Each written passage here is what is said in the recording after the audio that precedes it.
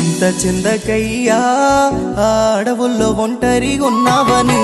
అలక ఎందుకయ్యా నీ భక్తులు రాకుండా ఉంటారని చింత చిందకయ్యా అడవుల్లో ఒంటరిగున్నావని అలక ఎందుకయ్యా నీ భక్తులు రాకుండా ఉంటారని మా ప్రాణము నీవయ్యా మా సర్వము నీవయ్యా మా